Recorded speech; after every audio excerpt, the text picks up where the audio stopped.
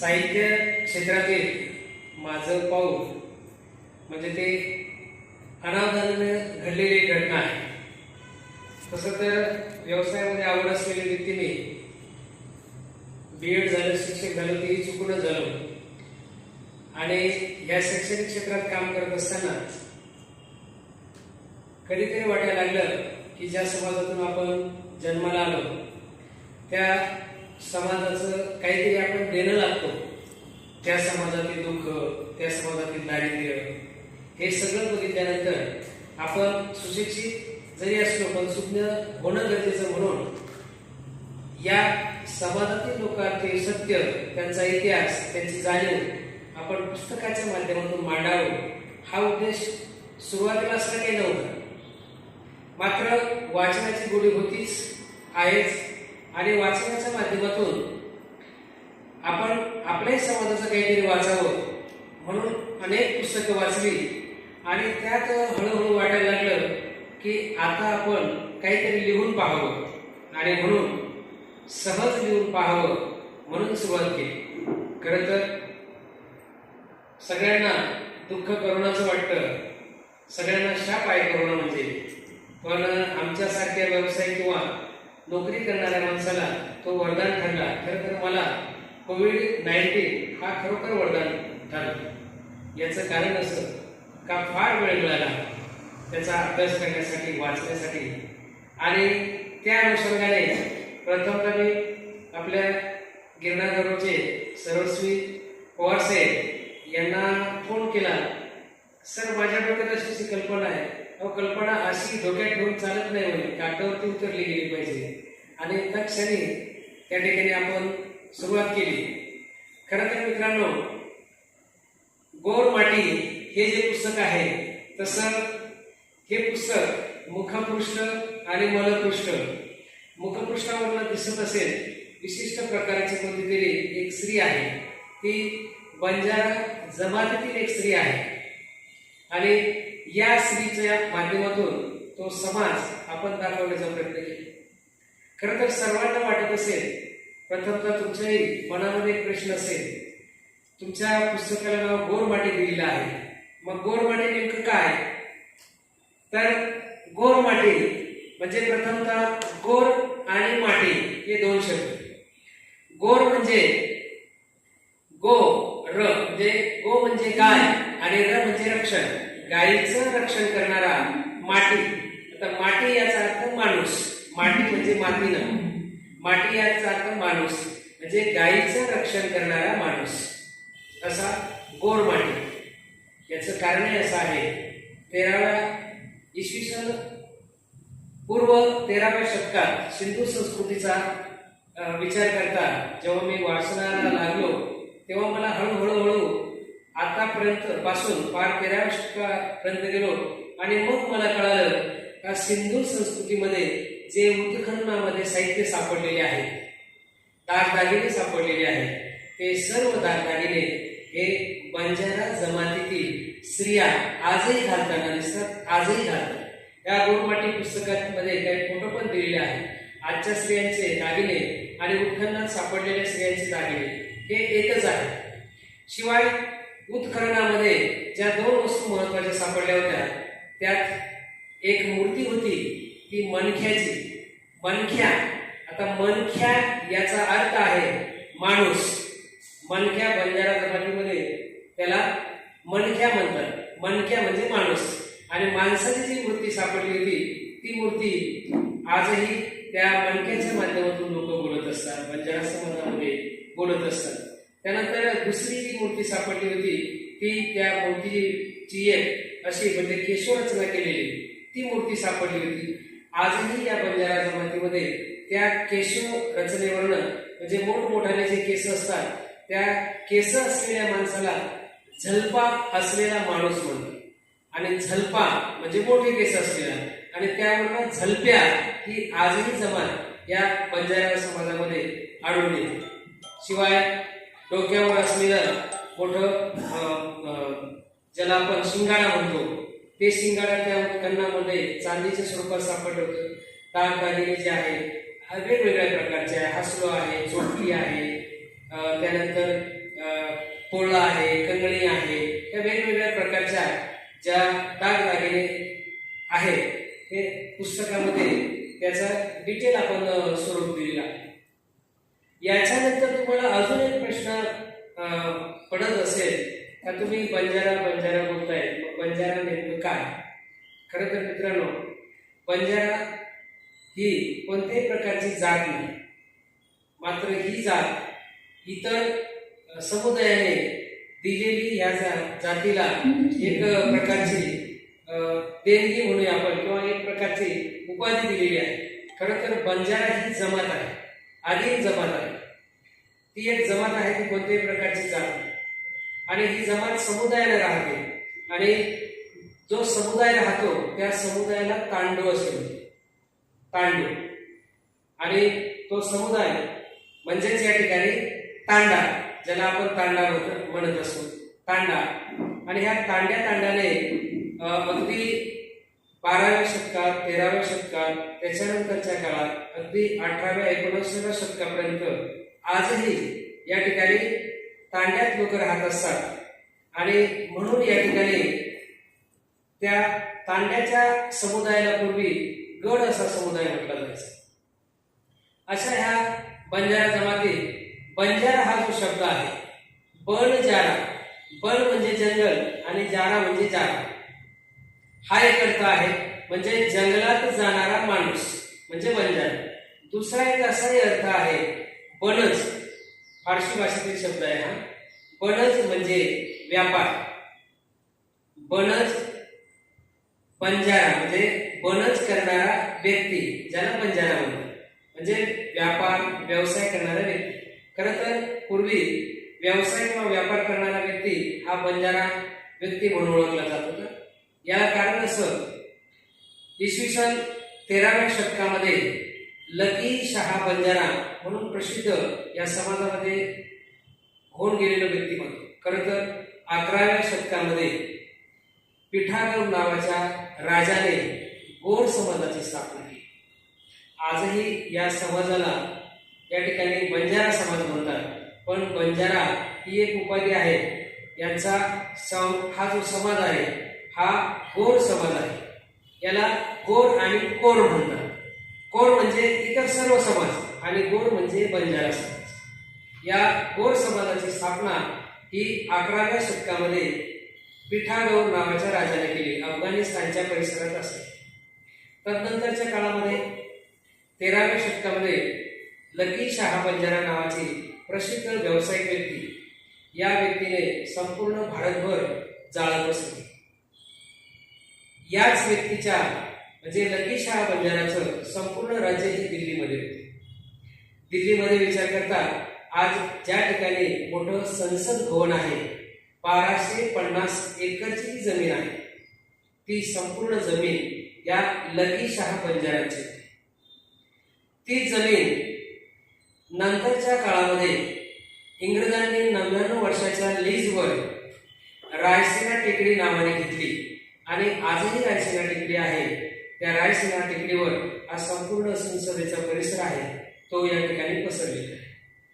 खरं तर तो कालावधी संपला, 99 वर्षही संपलं, पण या ठिकाणी अनेक वेळेस विधानसभेमध्ये, लोकसभेमध्ये काही खासदारांनी प्रश्न उपस्थित केले की तो काळ संपला, आता त्या बंजारा समाजाला किंवा जमातीला ती जमीन दिली पाहिजे. पण त्यावर आता फारसं कोणी बोलायला तयार नाही. 13व्या शतकानंतरच्या काळामध्ये 14वं 15वं शतक, 16वं शतक, प्रत्येक शतकामध्ये या जमातीतील राजे रजवाडे होऊन गेले. पण तत्पूर्वी हा जो समाज आहे, हा समाज इतर समाजापेक्षा वेगळा कसा? त्याला कारण आहे, हा संपूर्ण समाज या 5 तत्वांवरती उभा आहे, 5 स्तंभावरती उभा आहे. त्यातला पहिला जो स्तंभ आहे तो म्हणजे गोर गड म्हणजे गोर तांडू. दुसरा जो आहे गोर धाटी, धाटी म्हणजे चालीरीती, गोर धाटी म्हणजे गोर समाजाच्या चालीरीती. तिसरा जो आहे गोर पाणव, पाणव म्हणजे पेहराव. आणि चौथा जो आहे तो म्हणजे गोर बाणी म्हणजे बोली. आणि 5वा जो स्तंभ आहे तो म्हणजे गोर संस्कृती या 5 स्तंभावर आधारित आहे. तांडव हा आपला थोडा विषय झालाच. हा समाज मुळात समुदायाने राहत होता पूर्वीच्या काळी. या काळामध्ये म्हणजे प्रत्येक शतकामध्ये विचार करता प्रत्येक वेळी या ठिकाणी हा समाज तांड्याने राहत होता. अगदी लदणी हा जो प्रकार आहे, व्यवसाय जो आहे, पूर्वीच्या काळी 12व्या 13व्या 14व्या 15व्या 16व्या ते 18व्या शतकापर्यंत हा संपूर्ण समाज लदणी करत होता. लदणी याचा अर्थ आहे व्यापार. पण हा व्यापार कशाचा करायचा? हा व्यापार राजे, रजवाडे, त्यांच्या राण्यांना लागणारे दागदागिने, राजांना लागणारा दारू गोळा, सामान्य माणसांना गरज असलेल्या मीठ आणि मिसरी यांचा हा समाज मोठी लदणी म्हणजे व्यापार करत होता. अशा वेळेस हा समाज पूर्वीच्या काळी वेगवेगळ्या राजांकडे लिहिल्या जात होता. पूर्वीची ती गोष्ट अशी होती, बळी तो कानपिळी. पण बंजारा जमातीतील कोणत्याही व्यक्तीला कोणीही अडवू शकत नव्हतं. याचं कारणच असं होतं का पूर्वी व्यवसायामध्ये किंवा व्यापारामध्ये या समाजाला संपूर्ण म्हणजे मुघल असेल, निजाम असेल, कुतुबशाह असेल, जे जे सर्व शाही होते या सर्वांनी त्यांना मुभा दिलेली होती. आता लकीशाह बंजाराचा विचार करता तर त्याचे 2 लाख गाडी बैल त्याच्या ताब्यात होते. 2 लाख गाडी बैल, 2 लाख त्यांची माणसं आणि इतर त्याच्याबरोबर चालणारे कितीतरी हजारो माणसं ही सोबत राहायची. ही सर्व तांड्याने राहायची. लकीशाह बंजाराचा काळ जाता त्याच्यानंतर म्हणजे 18व्या शतकामध्ये या ठिकाणी संत श्री सेवालाल महाराज यांचा जन्म झाला. आणि 18व्या शतकामध्ये संत श्री सेवालाल महाराजाने म्हणजे त्यांना खरं तर क्रांतिकारी पुरुष म्हटलं जातं. क्रांतिकारी या पुरुषाने त्याचे जे विचार होते, वैचारिक दृष्टिकोन या समाजापुढे ठेवून त्याने अनेक सुधारणा केल्या. त्यात सगळ्यात महत्वाची गोष्ट केली भजोमत, केली पूजोमत. म्हणजे बघा 18व्या शतकामध्ये संत श्री सेवालाल महाराजांनी अज्ञानी समाजाला, अडाणी समाजाला स्पष्ट सांगितलं की तुम्ही कोणालाही भजू नका, कोणालाही पूजू नका. याचा अर्थ पूर्वी अज्ञान, दारिद्र्य होतच, पण त्याचबरोबर पूर्वी गुंदुगिरी, बाबा लोक यांचा मोठा पगडा पडलेला होता, भक्त्या नावाचा. आणि या पगड्याला दूर करण्यासाठी संत श्री सेवालाल पहिला विचार मांडला, केली भजोमत, केली पूजोमत. आणि या माध्यमातून सर्व समाज जमा करून संत श्री सेवालाल महाराजांनी सुद्धा संपूर्ण भारतभर आपला व्यवसाय सुरू केला. त्यात त्यांनी मध्य भारत याच्यात प्रामुख्याने दिल्लीचा समावेश होतो. त्यानंतर उत्तर भारत याच्यात प्रामुख्याने दिल्लीचा समावेश होतो. दिल्ली व त्या बाजूचा परिसर राज्य. त्यानंतर मध्य भारत आणि त्यानंतर दक्षिण भारत या भारताचे 3 विभाग पाडून 3 विभागाच्या ठिकाणी जंगी, बंगी, बुक्या, त्याचप्रमाणे बधू, आपा हे त्याचे भाऊ यांच्या माध्यमातून संपूर्ण भारतभर व्यवसाय सुरू केला. या व्यवसायासाठी मुघलांनी त्यांना सहज मुभा दिलेली होती. कोणत्याही ठिकाणी कोठेही जाऊ शकते. बरं, विशेष म्हणजे त्या काळी संत श्री सेवालाल महाराज भारतातच व्यवसाय करत होते असं नाही. इराण, इराक, अफगाणिस्तान या देशामध्ये मोठ्या प्रमाणात व्यवसाय करत होते. इकडनं खाण्यापिण्याच्या वस्तू द्यायचे आणि तिकडनं दारुगोळा ते आयात करायचे. आणि म्हणून तर या ठिकाणी आजही मुंबईमध्ये ज्याला आपण नेहरूचा धक्का किंवा नेहरू बंदर म्हणतो, ते बंदर भायांचा धक्का म्हणून प्रसिद्ध होतं. आजही काही ठिकाणी पाट्या आहेत भायांचा धक्का. भाया म्हणजे सेवा भाया आणि त्यांचा धक्का म्हणजे त्यांचं ते बंदर. तिथून परदेशात मोठ्या प्रमाणात व्यापार या ठिकाणी चालत. असे हे संत श्री सेवालाल महाराज त्यांनी या समाजाला एक अप्रतिम अशी भेट दिली, ती म्हणजे प्रशासन व्यवस्था. आता तांडा म्हणजे खूप मोठा विषय आहे, पण तरी जेवढं शॉर्टकट सांगता आलं तेवढं सांगण्याचा प्रयत्न करतो. तांड्यामध्ये एक प्रशासक व्यवस्था होती. जसं आपलं गाव असतं, गावचा प्रमुख हा सरपंच किंवा त्यापूर्वी पोलीस पाटील, त्यानंतर त्याच्याबरोबर काम करणारा ग्रामसेवक, त्यानंतर इतर त्याच्याबरोबर सचिव असतील, कोतवाल असतील, या सर्वांच्या माध्यमातून या ठिकाणी गावाचा गाडा हाकला जात असतो. पूर्वी तांड्यामध्ये सुद्धा तांड्याचा प्रमुख म्हणून नेमलं जायचं. तांड्याचा एक प्रमुख ज्याला नायक म्हटलं जातं. नायकाबरोबर त्याच्याबरोबर कारभार करणारा, व्यवसाय करणारा त्याला पूर्वी कारभारी म्हटलं जायचं. आजही आमच्या तांड्यामध्ये जो प्रमुख आहे त्याला नायक म्हटलं जातं. जो कामधंदामध्ये कारभार पाहतो त्याला कारभारी म्हटलं जातं.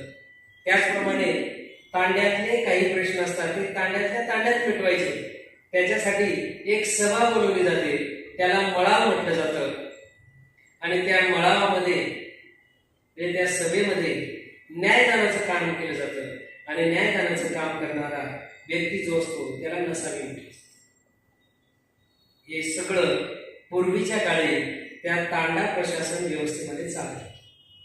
आणि संत श्री सेवालाल महाराजांनी त्या काळी तांड्याचा प्रमुख नायक, 13 तांड्याचा प्रमुख नायकडा आणि त्यानंतर 13 तांड्याचा जो प्रमुख नायकडा, अशा 7 नायकांचा प्रमुख म्हणजे संघ, आणि पुन्हा या संघांचा जो प्रमुख तो संघ नायक, असे एकूण तांड्याचा विचार करता 4700च्या जवळपास तांडे हे संत श्री सेवालाल महाराज यांच्याशी कनेक्टेड होते. विशेष म्हणजे त्या काळात आपण कसं जगतो, कसं वागतो, पुढे धोका आहे, पुढे भीती आहे, हे सगळं बघण्यासाठी त्या काळी संत श्री सेवालाल महाराजांनी जोगणी हा जो प्रकार होता, भेरू आणि जोगणी, भेरू म्हणजे आपण त्याला फाट म्हणतात, तर ते संत श्री सेवालाल महाराजांनी प्रत्येक तांड्यामध्ये एक एक फाट नेमलेला होता, एक एक जोगणी नेमलेल्या होत्या. जोगणी म्हणजे स्त्री. आणि हे मजल दर मजल जेव्हा तांडा चालायचा, स्थलांतरित व्हायचा, आज ह्या गावाला उद्या त्या गावाला, तर तांडा पुढे पुढे जाणार आहे त्या गावाला ते दोन्ही जण आधी जायचे, त्या परिसराचा अभ्यास करायचे, काही धोका आहे का, काही भीती आहे का, हे सगळं अभ्यासायचे. आणि मग तांड्याला पुन्हा निरोप द्यायचे, तिथं सुरक्षित आहे तुम्ही या. आणि मग तिथं तांडा ताणलाच. तांडा ताणणे म्हणजे तंबू जो होता तो तंबू ताणून द्यायचा, म्हणजे तंबू ताणतो, म्हणजे तंबू ताणून द्या, ताणतो म्हणजे त्या ठिकाणी तांडून द्या, म्हणजे तांडा. त्यावरून नाव त्या ताणतो यावरून ते तांड्याचं नाव पडलं. आणि तांड्यामध्ये राहणारा पुरुष म्हणजे त्या तांडेरो, आणि तांड्यात राहणारी स्त्री म्हणजे त्या तांडेरी. म्हणजे आजही या जमातीमध्ये स्त्रीला तांडरी म्हणतात आणि पुरुषाला तांडरो म्हणतात. हे आजचा काळात नाही, तेव्हापासून आहे. आणि म्हणून या ठिकाणी यांची संस्कृती संपूर्ण वेगळी आहे. त्यानंतर त्यांचे दागदागिने जे आहे हे संपूर्ण स्त्रियांचे दागदागिने आहे, हे संपूर्ण वेगळे आहे. आजही या जमातीमध्ये म्हणजे जे दागदागिने आहे ते पूर्वीच्या काळी होते, आजही आहे. आता या ठिकाणी बाया साड्या घालायला लागल्या, पण आजही आमची आई आहे. आता हा जो फोटो आहे हा फोटो आमच्या आईचा आहे. आणि आमच्या म्हणजे जळगावचे एक मित्र आहे, पेंटर आहे, त्यांनी ते फोटोचं रेखाटन केलेलं आहे आणि तेच आपण या पुस्तकाच्या मुखपृष्ठावर दिलेलं आहे. आता या ठिकाणी जी ही वेशभूषा आहे, ही वेशभूषा पण सर्वांपेक्षा वेगळी आहे. मग फेट्या म्हणजे लंगा पूर्ण मोकळा असतो, म्हणजे जर एखादी स्त्री फिरली तर तो लंगा पूर्णपणे मोकळा होतो आणि तो भाग तयार होतो एक प्रकारचा. त्यानंतर काचळी म्हणजे पुढचा जो भाग असतो तो पूर्ण झाकलेला असतो, पाठीमागचा भाग उघडा असतो. तो उघडा भाग दिसू नये म्हणून त्या ठिकाणी एक पामडी असते, त्याला फडकी म्हणतात. म्हणजे पाठीमागून ती फडकी घालतात आणि डोक्यावर ठेवतात, ती फडकी. असा तो पेहराव असतो, जो पेहराव संपूर्ण जगामध्ये कुठेही कोणत्याही इतर समाजामध्ये आढळून येत नाही. तो संपूर्णपणे वेगळा आहे. हा समाज जसा महाराष्ट्रात आहे तसा तेलंगणा आहे, आंध्र प्रदेश आहे, उत्तर प्रदेश आहे, दिल्लीमध्ये आहे, वेगवेगळ्या सगळ्या राज्यामध्ये हा समाज विखुरलेला आहे. विशेष म्हणजे सुमारे 14 कोटी लोकसंख्या संपूर्ण भारतामध्ये या ठिकाणी या लोकांची दिसते.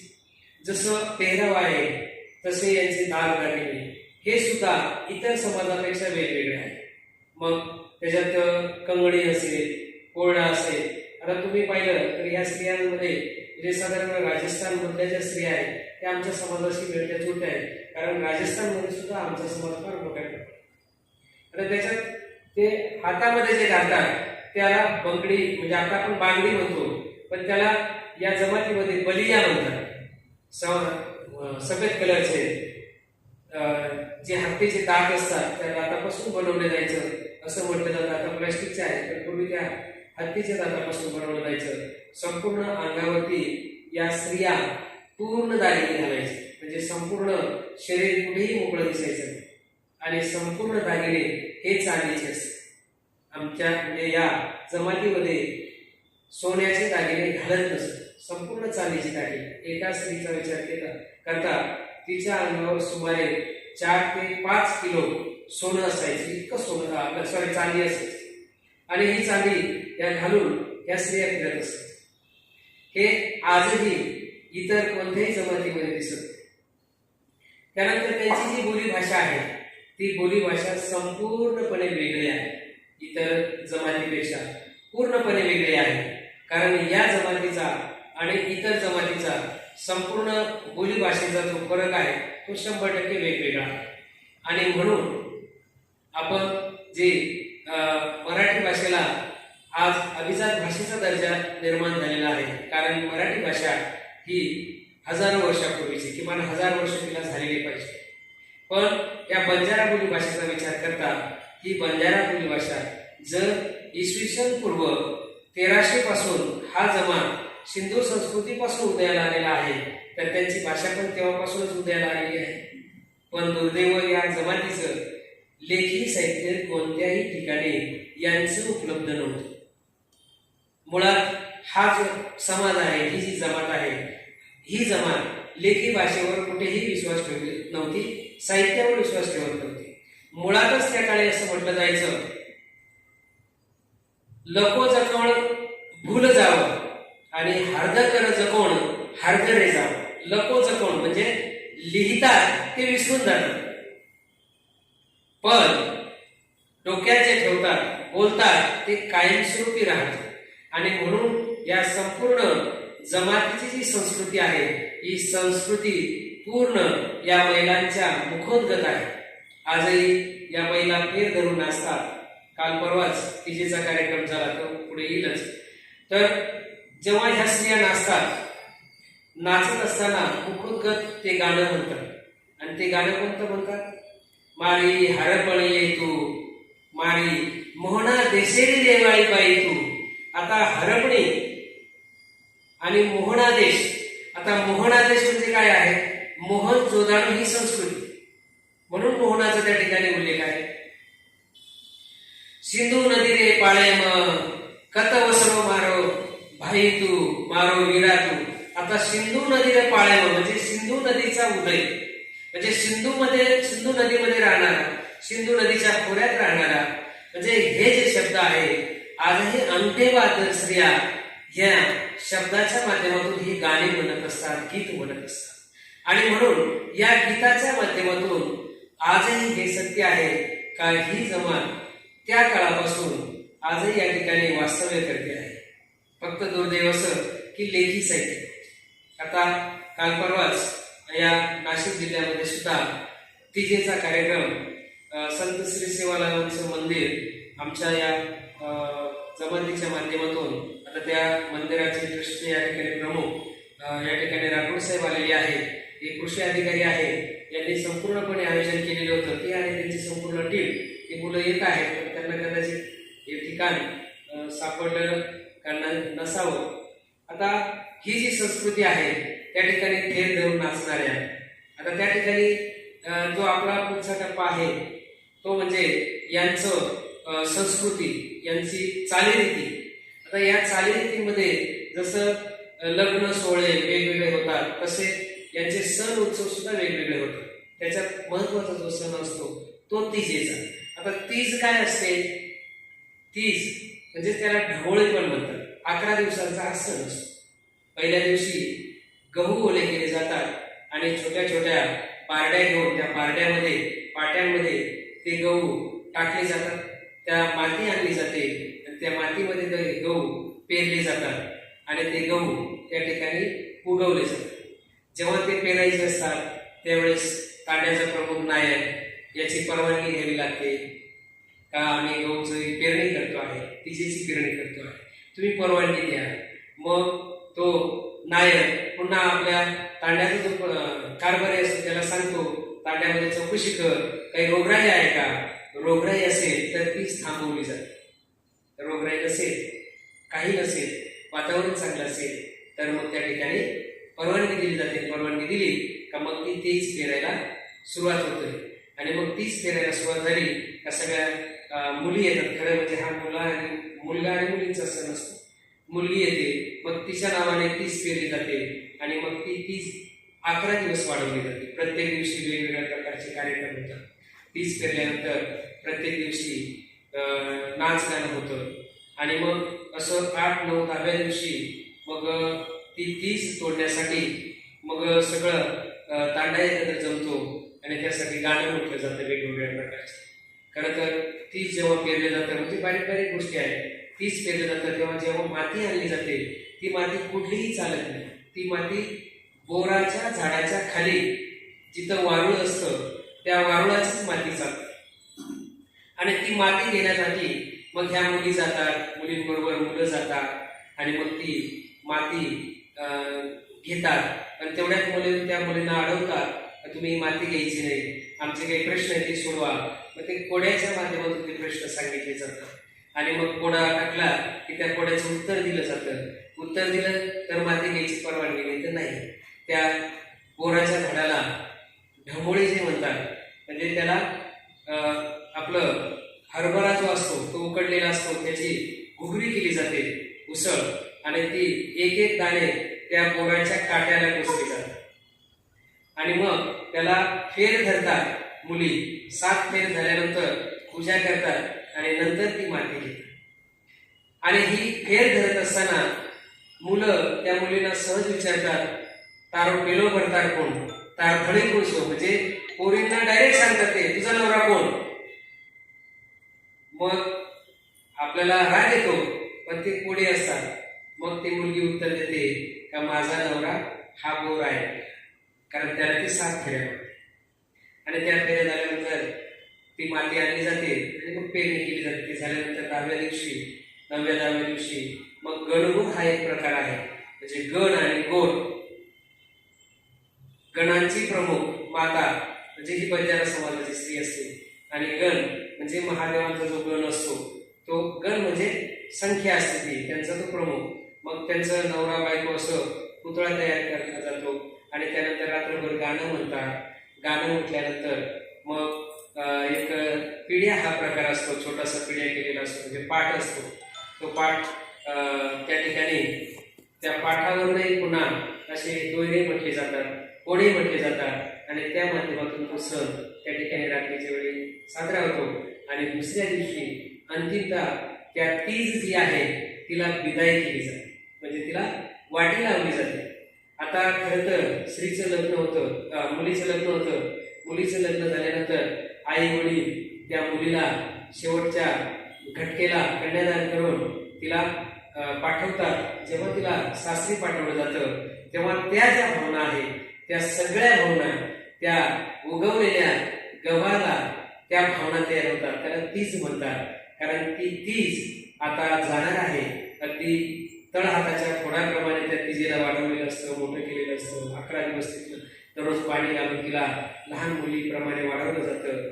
आणि आता शेवटच्या दिवशी दुर्दैवाने तिला पाठवावं लागणार. आता काय करायचं म्हणून फार वेदना होतात आणि मग तांड्याच्या नायकाला बोलवलं जातं आणि त्या नायकाला बोलवल्यानंतर त्याच्याकडनं परवानगी घेऊन पुन्हा फेर धरून नाचलं जातं नायकाची परवानगी घेऊन. आणि मग नायकाला विचारलं जातं आपण आपल्या तिजेला म्हणजे पोरीला आता आपण विदाई करूया. आणि म्हणून नायक त्या ठिकाणी यस म्हणता क्षणी, हो म्हणता क्षणी सगळ्या पोरी जोर जोरात रडतात, कारण आता नायकाने हो म्हटलं म्हणजे आता ही जाणार, तिची विदाई होणार. आणि मग त्या ठिकाणी त्या मुली जोर जोराने रडतात. म्हाताऱ्या बाया असतात त्या ढावलो करतात. ढावलो हा एक प्रकार आहे. खरं म्हणजे पूर्वीच्या काळी ज्या वेदना होत्या, दुःख होते, या स्त्रिया आपल्या पतीला सांगू शकत नव्हत्या. पण आपल्या आई वडिलांना सुद्धा सांगू शकत नव्हतं. पण हे सगळं सांगायचं सर तर रडत रडत ढावलो हा करण्याचा प्रकार आहे आणि त्या गाण्याच्या माध्यमातून आपल्या मनातील दुःख त्या सांगत असतात. मारो वीरणारो तू, मारो भाई रे तू, मारी याडी रे तू, कत किती अवकात काही कोणी. म्हणजे या माध्यमातून म्हणजे आता तो दिसत नाही, त्या चालीत जर म्हटलं म्हणण्याचा प्रयत्न करतो मी जरा.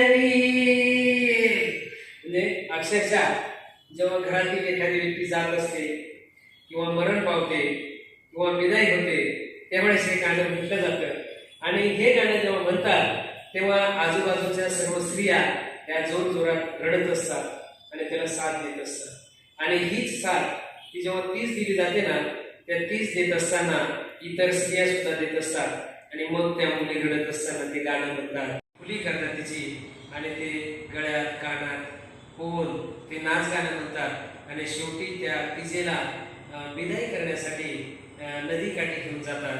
जेव्हा ते जातात जाता जाता मग अनेक मुलं आणि मुली यांच्यामध्ये असे दोयराच्या माध्यमातून कोड्याच्या माध्यमातून यांच्यामध्ये या ठिकाणी कोडे चालत असतात. मुलगा म्हणतो मुलगी म्हणते. आता एक दोन कोडी आहे त्याच्यात मी सांगतो पहा. मुलगा मुलीला म्हणतो काय म्हणतो. काळो कुंडो कत्सन भरो हेली रुंदी वाट नवे नवारी कुवा चोरी कुकडन पकडू तारो हात.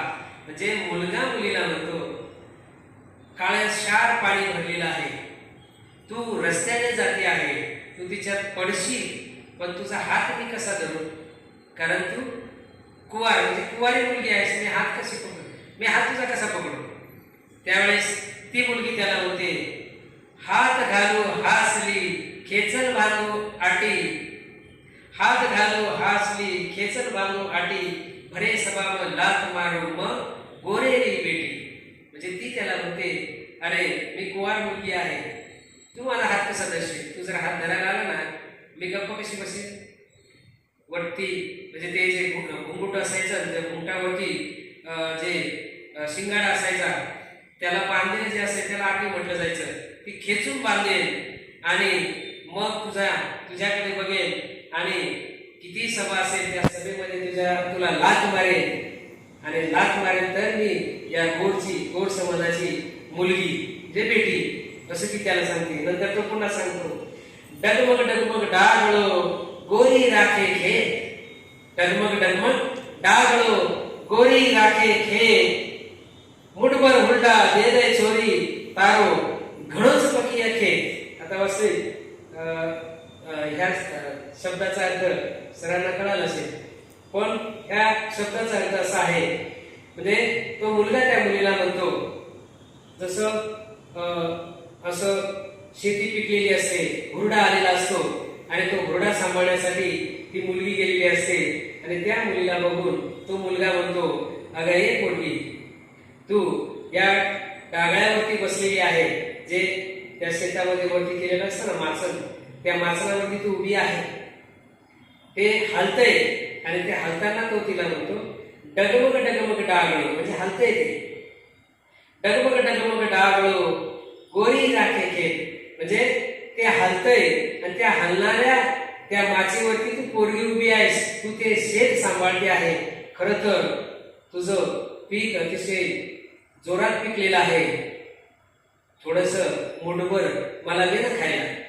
म्हणजे हे आपल्याला एका बाजूने वाटतं, दुसऱ्या बाजूने त्याचा अर्थ असा आहे का ए पोरी तू तरुण झाली आहेस, तू आता तरुण झाली आहेस आणि तू नव यवनात आलेली आहेस. खर तर तुझा रसास्वाद मी घेतला तर म्हणजे पहा, तेव्हा ती पोरगी काय म्हणते, काचो सरा कचकच लागे नक लागे जीव जाय. काचो सरा कचकच लागे नक लागे जीव जाय. घरदळे कोणी खादो परदेशी तू खाय.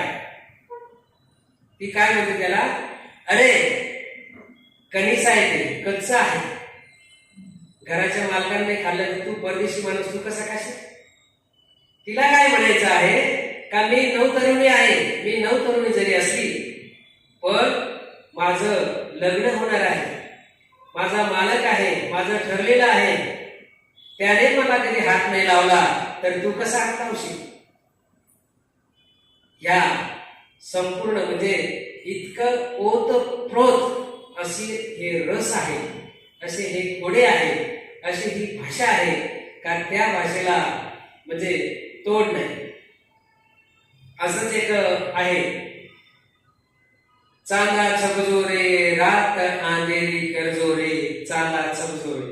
खरं तर याचा अर्थ आपल्याला सरळ सरळ वाटतं, चांदा छबजोरे रात अंधेरी करजोरे म्हणजे अरे चांदोबा तू लपून जा, रात्र अंधेरी कर. कारण काय होती ती, मतो जाऊ मारे पियारी वाट. म्हणजे काय, माझा जो पिया आहे, पिया म्हणजे प्रियकर, माझ्या प्रियकराची मी रात्रभर वाट पाहते आहे. आणि चंद्र तू उभा आहेस, तू चंद्र आलेला आहेस आणि तुझ्यामुळे काय होतं माहिती का, गावातील लोक पाहतील, माझ्या प्रियकराला पाहतील, मला पाहतील आणि मग त्यावेळेस मला नाव ठेवतील आणि म्हणून ती चंद्राला विनंती करते का रे चांदा छबजोरे रात अंधेरी करजोरे मतो देखू मारे पियारी वाट. म्हणजे माझ्या प्रियकराची मी वाट पाहतोय, कारण तू लपल्याशिवाय माझा प्रियकर येणार नाही. शृंगार रसाने ओतप्रोत असलेली ही भाषा अतिशय म्हणजे त्या भाषेला तोड नाही. खर तर ह्या भाषेमध्ये अनेक ढावलो आहे. आता लग्न सोहळा असतो, लग्न सोहळ्यामध्ये म्हणजे हा तर अगदी विनोदाचा भाग आहे. म्हणजे मी सगळ्यांना म्हणेन, तुम्ही बंजारा समाजाची लग्न शहरात नव्हे, तांड्यात जिथे असेल, ग्रामीण भागात जिथे असेल, अवश्य पाहायला जा. बंजारा समाजातील लग्न सुमारे 10 ते 15 दिवस चालतात. आता ते एका दिवसात मिटवायला लागले. पूर्वी असं होतं, आपल्याकडे नवरी बघायला नवरदेव यायचे, पण या जमातीमध्ये नवरी बघायला नवरदेव जातो, तो परत येत नाही. 15 दिवस त्या नवरीच्या तिथे तो राहतो लग्नाच्या आधी. मग तिथलं रहन सहन सगळं ते अनुभवतो, पाहतो आणि नंतर ते लग्न ठरते.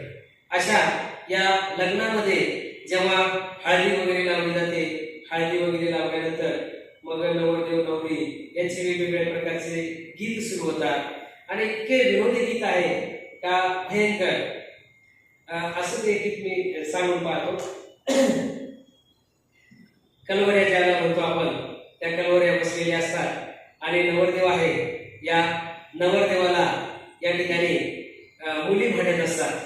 आणि मुली कशा म्हणतात, वेतरू हेट मत बेट परचार भो ताप बेट तारी अंग जांग बळी येतो मन मस केस. म्हणजे काय सांगते त्या, अरे नवऱ्या तू खाली नको बसू, मिरचीच्या पोत्यावर बस.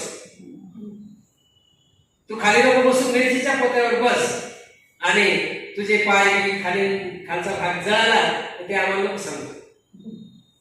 म्हणजे रसाचा जो प्रकार आहे भाषेमध्ये, हा या समाजामध्ये ओतप्रोत भरलेला आहे. तसंच लहान मुली असतात, लहान मुली खेळत असतात आणि खेळता खेळता ते एकमेकाशी गाणं म्हणतात. सुंदर असं गाणं आहे,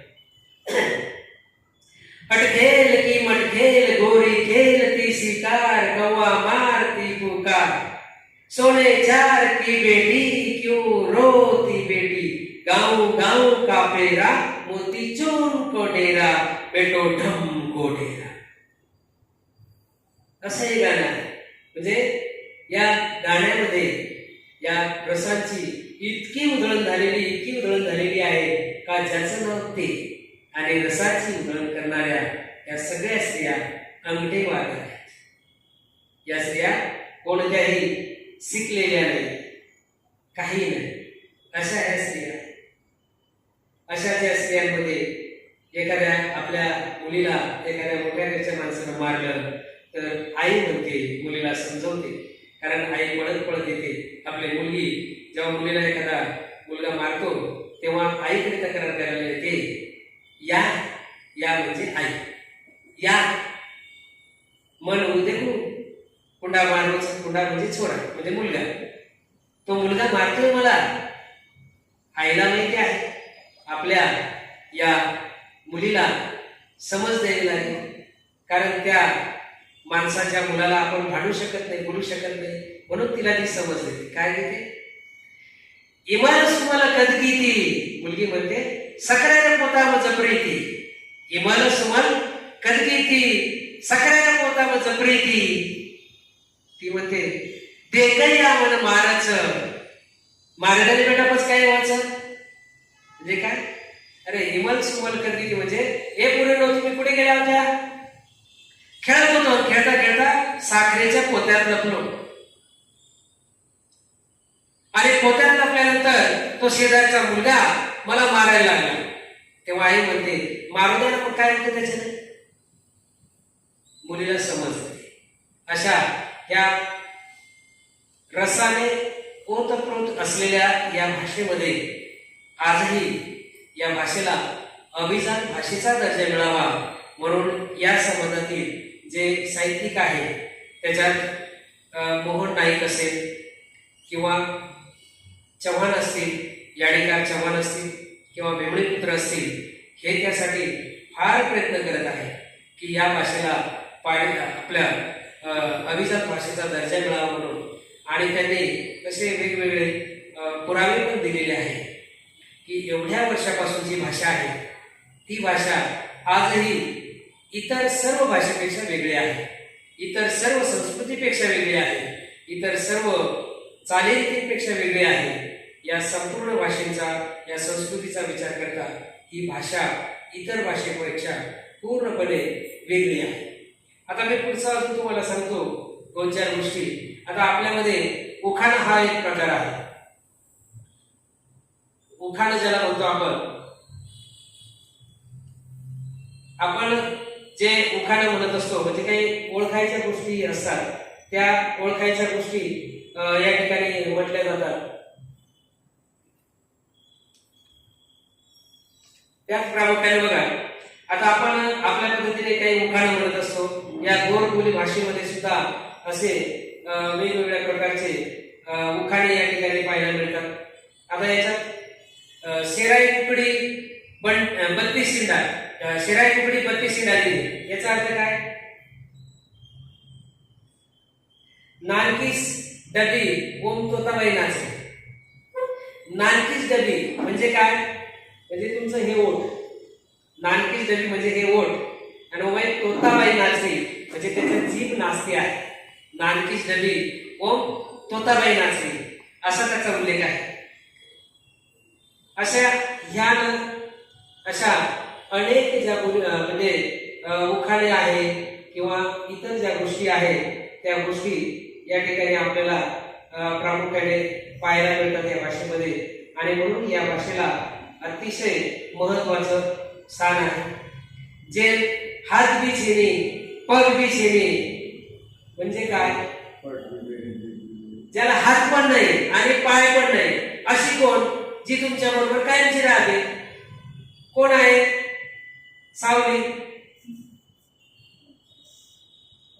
त्याच्यानंतर पहा, एके झाडे 12 फळी, एके झाडे 12 फळी, 12 फळी 30 बीजा. म्हणजे एका झाडाच्या 12 शेंगा, 12 शेंगाच्या 30 बिया. एक वर्षाचे 12 महिने आणि 12 महिन्याचे 30 काय आहे?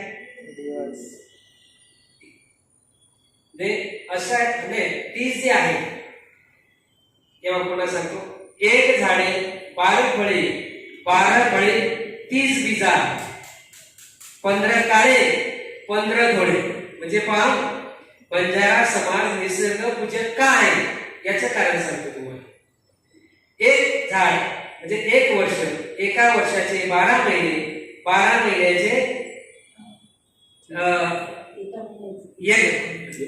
12 महिने आणि 12 महिने एका महिन्याचे 30 दिवस. या 30 दिवसाचे 15 दिवस काळे आणि 15 दिवस म्हणजे शुक्ल पक्ष आणि कृष्ण पक्ष. सर थोडा विचारायचे, बंजारा आणि बंजारा वेगळे कसे झाले? बंजारा आणि बंजारी याच्यात कुठेही काही संबंध नाही. बंजारा जमात ही संपूर्णपणे वेगळी आहे. वंजारी ही जमात असेल, जात असेल, ही पूर्णपणे वेगळी आहे. विजे म्हणजे विमुक्त जाती ही बंजारा जमात. एनटी ही आता कडे केलेली आहे, पण विजे एनटी हा शासनाचा पुरावा आहे. मात्र प्रत्यक्ष बंजारा जमातीमध्ये कोणत्याही प्रकारचा काही एक संबंध नाही. दुर्दैवाने राजकीय लोकांनी आणि बंजारा जमातीतील अज्ञानापणामुळे ते लोक आमच्या बरोबर आल्याचं भासवतात. आता असं जर असेल तर याचं एकच उत्तर आहे, त्यांनी त्यांच्या मुली आम्हाला द्याव्या.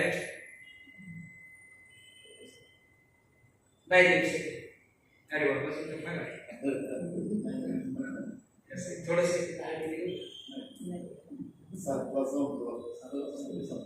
असं आहे का? 2 मिनिटं. 2 मिनिटात मी थोडस. तर पुढचं मी डायरेक्ट पुढे जातो. या जमातीचं वैशिष्ट्य असं का बंजारा जमातीतील पूर्वीच्या काळी संत श्री सेवालाल महाराजांनंतर त्यांनी संपूर्ण भारतभर या समाजाला शिकवण दिलीच. पण त्याच्यानंतरच्या काळामध्ये पुन्हा म्हणजे त्याच काळामध्ये साधारण 16व्या शतकामध्ये म्हणजे त्याच्या अगोदरच्या काळामध्ये हेमू भुकिया म्हणून व्यक्ती होती. हेमू भुकिया ही व्यक्ती कोण होती? पाणिपतचं युद्ध झालं, पहिल्या युद्धाचा इतिहासामध्ये नोंद आहे. दुसऱ्या पाणिपत युद्धाची सुद्धा इतिहासामध्ये नोंद आहे. पण हे युद्ध कोणी केलं? दुसरं पाणिपतचं जे युद्ध झालेलं आहे त्याचा जो प्रमुख आहे विक्रमादित्य सम्राट हेमचंद्र भुकिया नावाची व्यक्ती. राठोड समाजामध्ये जी त्यांची जी हे आहे म्हणजे मूळ आहे ती भुकिया नावाची, ही ह्या जमातीतील जन्माला आली. या व्यक्तीने संपूर्ण भारतभर आक्रमण करून व्यवसायानंतर आक्रमण करून या ठिकाणी दिल्लीचं सम्राटपद ह्या व्यक्तीनं भूषवलं. राजा जयचंद याने सुद्धा कनौज राज्याचं सम्राटपद भूषवलं. परिमल राजा याने तर संपूर्ण बुंदेलखंड 400 वर्षापर्यंत त्याच्या ताब्यात होतं. हे सर्व बंजारा जमातीतील राजे. पण इतिहासामध्ये दुर्दैवाने यांची कुठेही नोंद नाही. कदाचित इतिहासाची लेखणी त्यांना विसरली असावी किंवा इतिहास लिहिणारे हातच ते लिहायचे विसरून गेले असावे आणि म्हणून ते विसरले. म्हणून मी ते शोधून काढलं आणि या पुस्तकाच्या माध्यमातून आपल्या समोर मांडलं. गोर माटी इतिहासातील अगदी वसंतराव नाईकांपर्यंत. आणि म्हणून आपलं जे पुस्तक आहे गोर माटी, त्या पुस्तकावरचं नावच आहे इतिहासाची लेखणी ज्यांना विसरली असे गोर माटी. आणि म्हणून हे पुस्तक घराघरामध्ये असावं. आतापर्यंत 1000 प्रती त्या केव्हा संपल्या, अजून 1000 प्रती छापल्या होत्या, त्या पण संपल्या. आता आपण दुसरी आवृत्ती काढणार आहोत आणि कदाचित 15 फेब्रुवारीला नाशिकमध्येच सेवागड या ठिकाणी तिचं प्रकाशन होणार आहे. आपण नक्कीच त्या दिवशी यावं. फार धावतं घेतलं आजही मी, म्हणजे अजून मला 1 तास हवा होता, पण आपल्या सर्वांच्या ज्या मर्यादा असतात त्या आपण पाळल्या पाहिजे. आणि म्हणून पवार साहेबांनी तेव्हाही सांगितलं होतं आपला कार्यक्रम वेळेवर सुरू होतो, केव्हा सुरू होईल हे तुमच्यावर, पण संपवायचं माझ्या हातात आहे. 7 वाजता मी संपेल म्हणजे संपेल. आणि म्हणून पवार साहेबांनी या ठिकाणी म्हणजे त्यांनी व्रत जे घेतलेलं आहे साहित्याचं आणि सामाजिक कार्याचं, आणि त्या व्रताच्या माध्यमातून ही व्यक्ती म्हणजेच या ठिकाणी माणूस मित्र जे आहे तो शिक्का नाही तर ते हृदय आहे. त्या हृदयामध्ये माणूस मित्र हा कायमचा बसलेला आहे आणि तो अविरतपणे प्रत्येकाच्या हृदयामध्ये बसत जावा आणि म्हणून त्यांच्याबरोबर जेव्हा जेव्हा वेळ मिळेल तेव्हा तेव्हा मी काम करत असतो. पण एक म्हटलं जातं, नोकरदार हा कोणाचा तरी बांधलेला असतो आणि खरोखर दुर्दैव आहे का या ठिकाणी आपण कुठेतरी अटकलेला असतो. मात्र अशाही वेळेस आमच्या संस्थेचे संस्था प्रमुख माननीय जे.पी. गावी साहेब हे नेहमी मला प्रोत्साहन देत असतात आणि नेहमी या ठिकाणी असले कार्यक्रम असले, पुस्तक असेल, लिखाण असेल, या सर्व गोष्टींना या ठिकाणी ते कायमचा पाठिंबा देतात, सहकार्य करतात आणि कायम प्रोत्साहन देतात. प्रोत्साहन नव्हे तर त्या ठिकाणी पुन्हा पुन्हा तू असं काम करीत जा यासाठी नेहमीच मार्गदर्शन करत असतात. आमच्या आदर्श संस्था शिक्षण प्रसारक मंडळ या संस्थेच्या वतीने नेहमी कार्यक्रम होतात. या पुस्तकाच्या माध्यमातूनही आपण आमच्या संस्थेच्या माध्यमातून या ठिकाणी पुस्तकाचं प्रकाशन झालं होतं, ज्या प्रकाशनाला संपूर्ण नाशिक जिल्ह्यातून आपल्या सर्व समाजातील लोक आलेले होते. या ठिकाणी पवार साहेब पण होते आणि पवार साहेबांचं खरोखर मी मनापासून ऋणी आहे का त्यांनी या ठिकाणी मला ही संधी उपलब्ध करून दिली. त्यापेक्षाही अजून ऋणी आहे का जे शेवटचे 10 मिनिटं त्यांनी जास्त दिले, त्याबद्दल त्यांचे पुन्हा एकदा आभार मानतो आणि सर्वांचे धन्यवाद. धन्यवाद. किरणांवर प्रतिष्ठानच्या पुस्तकावर बोलू काही या अभिनव क्रमामध्ये आज आपण 174 पुष्प भोगले. आजपर्यंत 174 साहित्यिक एका स्तरावर गेले आणि प्रत्येकाला आपल्या वेळेची मर्यादा दिली आहे. कालाने तस्मै नमः. काळ कधीच कोणासाठी थांबत नाही. कोणी सांगितलं मी सिग्नलवर आहे, कोणी म्हणतं मी द्वारकेला अडकलो आहे, कोणी म्हणतं मी आणखीवर बिल्डिंग पाडली यशवंत मंडळी आणि म्हणून आमची गाडी तिथे अडकली. परंतु काळ आपल्यासाठी थांबत नाही, कारण इथे प्रत्येकाचं टायमिंग असतं आणि हे सगळं जग आता टायमिंगवर आहे. त्यामुळे फॅशन की दौर में गॅरंटी की इच्छा न करेल. त्यामुळे आपण अर्धा तास लवकर आले. सगळ्या साहित्यिकांना विनंती यापुढे राहील की आपण अर्धा तास किंवा 15 मिनिटं अगोदर उपस्थित राहावं अशा आपण विनंती करणार आहोत. सर, आमचं पुस्तक गोरमाटी हे माझ्या मते 1 वर्ष राहुरी, मालेगाव, देवळा, सटाणा, कळवण, नाशिक अशा बऱ्याच ठिकाणी गेलो. कसं तरी कोणाला तरी मार्गदर्शनाची खूप गरज असते. सरांनी पुस्तक केलं ते डायरेक्ट आपला जो अहवाल असतो शासनाला दिलेला, टिप्पण्या असतात, त्याप्रमाणे सरांना कोणीतरी गाईड केलं आणि ते पुस्तक म्हणजे पूर्ण पानं भरून ते पुस्तक तयार केलं. अहो सर, हे पुस्तक असंच झालं, त्याला सिलेक्ट करायला लागतं. मग त्यांनी पुन्हा एका दुसऱ्या कोणाकडे तरी ते दिलं. मग त्यांना पण काही त्यातलं कळत नव्हतं, कारण ज्यांना काम त्यांनी करावं, तुझ्याकडे तो होता काय, आणि म्हणून ते पुस्तक आपल्याकडे आलं आणि मग त्या गोरमाटीचा काय जन्म झाला. किरणावर प्रतिष्ठाने अनेक लेखकांना, अनेक साहित्यिकांना एक हक्काचं व्यासपीठ तयार करून दिलं आणि म्हणून त्या गोरमाटीच्या माध्यमातून मला बंजारा समाजाच्या चालीरीती, तिथले लग्न असतील, तिथला व्यापार असेल, तिथली राजकीय भाषा असेल, तिथल्या सर्व चालीरीती, संस्कृतीचा मला अभ्यास करता अतिशय सुंदर असं ते पुस्तक आहे आणि समाजाला एक वेगळी दिशा द्यायला आयाम प्राप्त करणारं हे गोरमाटी पुस्तक आहे. ते आपण नक्की वाचावं. सर, आमचं 22 फेब्रुवारी 2029 पर्यंत बुक आहोत आम्ही आणि ही अभिमानाची बाब आहे.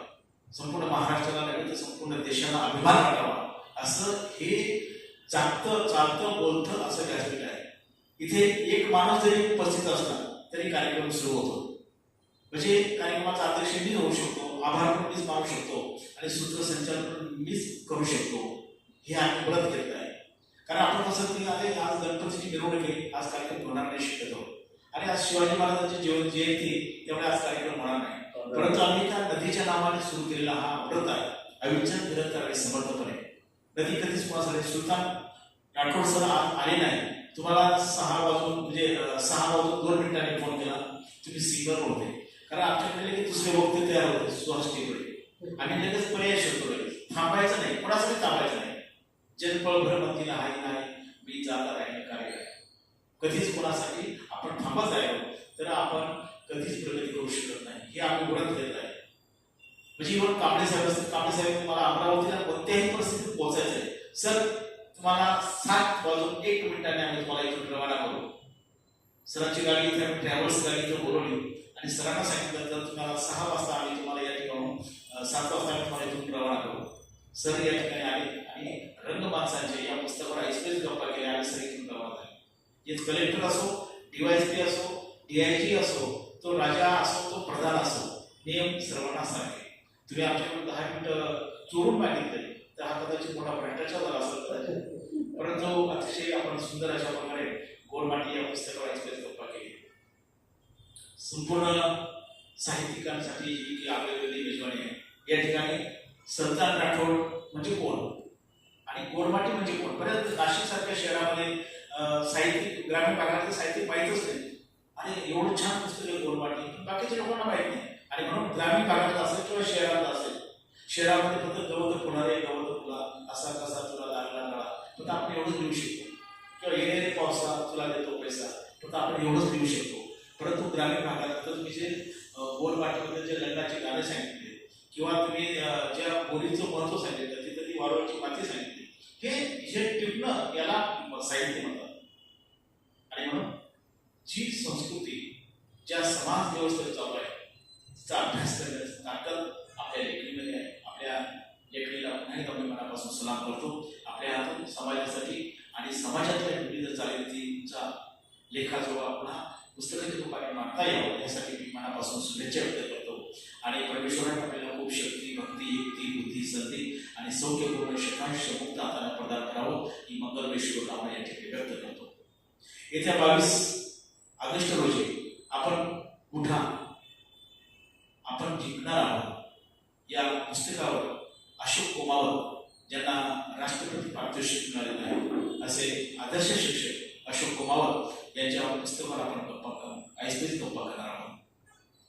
यानंतर आजचे भाग्यवान विजेते आहे राजेंद्र भोई आणि वाघमारे, या दोघांना विनंती करतो त्यांनी व्यासपीठावर यायचं आहे आणि आजची ग्रंथ भेट स्वीकारायची. मी माननीय सुदर्शन राठोड सर आणि माननीय अजित कुलकर्णी सरांना विनंती करतो की या दोघांना हे 2 ग्रंथ भेट देऊन त्यांचा सन्मान करावा.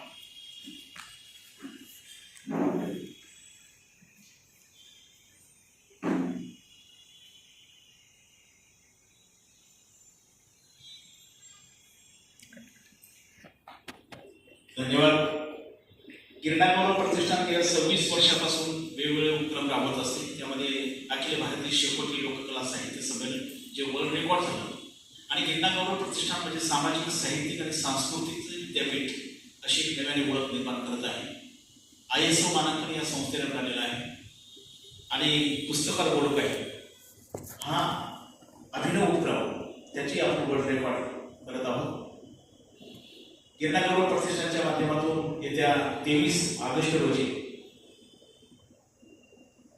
मराठी विद्या प्रसारक समाज संस्थेच्या IMLT ऑडिटोरियम हॉलमध्ये राज्यस्तरीय महिलांच्या वक्तृत्व स्पर्धा आपण आयोजित केलेला आहे. सकाळी 9 वाजेपासून सायंकाळी 5:30 वाजेपर्यंत जवळपास 70 ते 80 महिलांनी यामध्ये सहभाग घेतला आहे.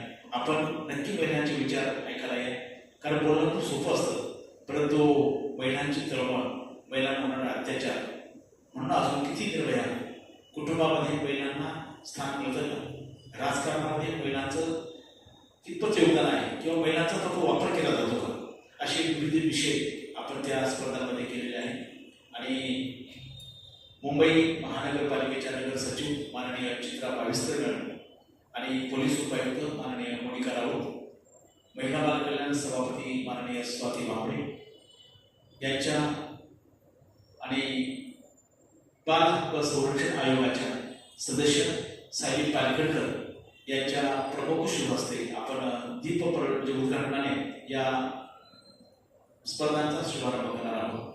आणि सायंकाळी पवित्र संस्थेचे सरचिटणीस माननीय ॲडव्होकेट नितीन भाऊ ठाकरे आणि पोलीस उपायुक्त माननीय चंद्रकांत खांडवी आणि किरणागौरव प्रतिष्ठानचे कार्याध्यक्ष रवींद्र मालुसकर आणि माननीय सुहास टेकरे यांच्या प्रमुख उपस्थितीमध्ये आपण बक्षीस वितरणाचा कार्यक्रम आयोजित केला आहे.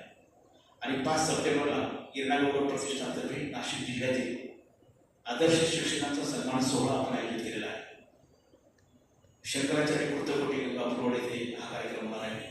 आणि 5 सप्टेंबर रोजी पसानाट्यगृह येथे महाराष्ट्रातील सौंदर्यवती या स्पर्धा पण त्या ठिकाणी आपण आयोजित केलेल्या आहेत. अशा विविध चळवळीतून लोक प्रतिष्ठान आहे. आपण आज सर्व या कार्यक्रमाला म्हणून गिरनार गौरव प्रतिष्ठानला आपण नेहमीच अभिमान वाटेल. आजच्या कार्यक्रमाचं आभार प्रदर्शन करण्यासाठी मी कवयित्री सुनंदा पाटील यांना विनंती करतो त्यांनी आजच्या कार्यक्रमाचं आभार प्रदर्शन करावं.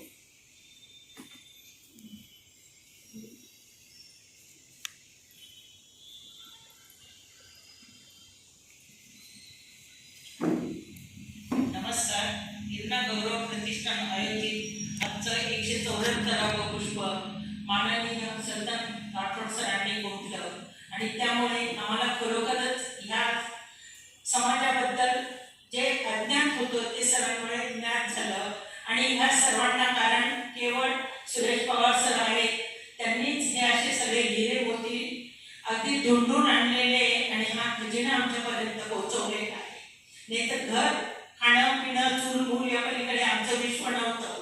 पण खरं अभिमानाने सांगावंसं वाटतं की दर मंगळवार शुक्रवार इतकं ठरलेलं आहे की नकळत पावले आणि तो वेळ आम्ही राखून ठेवलेला आहे.